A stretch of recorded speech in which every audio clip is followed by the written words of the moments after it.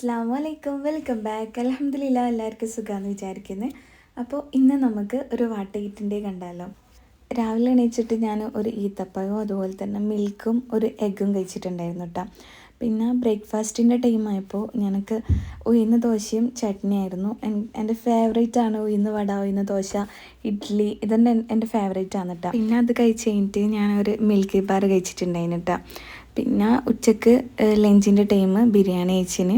പിന്നെ ഈവനിങ് ആയപ്പോൾ ഒരു കേക്കും കൊട്ട കേക്കും ചായ ആയിരുന്നു കേട്ടോ കുടിച്ചത്. പിന്നെ ഒരു മഗ്‌രിബ് നിസ്കാരമൊക്കെ കഴിഞ്ഞപ്പോൾ ചിക്കു ഷേക്ക് വാങ്ങിച്ചിട്ടുണ്ടായിരുന്നു. അത് ഓർഡർ ചെയ്ത് വാങ്ങിച്ചിട്ട് കുടിച്ചിന്. പിന്നെ ഉമ്മാക്ക് അവിൽ മിൽക്ക് മതി എന്ന് പറഞ്ഞിട്ട് അത് വാങ്ങിച്ചു കൊടുത്തിട്ടുണ്ടായിന്. പിന്നെ നൈറ്റ് കാര്യമായിട്ട് ഫുഡായിട്ടൊന്നും കഴിച്ചിട്ടില്ല കേട്ടോ.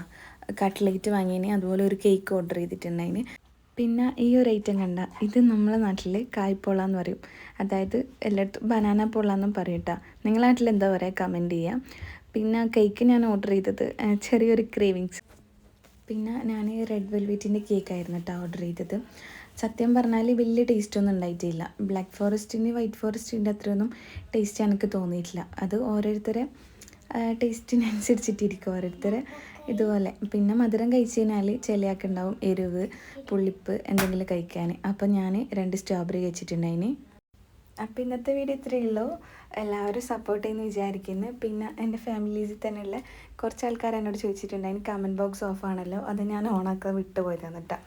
പിന്നെ എല്ലാവരും വീഡിയോ ലൈക്ക് ചെയ്യുക, ഷെയർ ചെയ്യുക, സബ്സ്ക്രൈബ് ചെയ്യുക.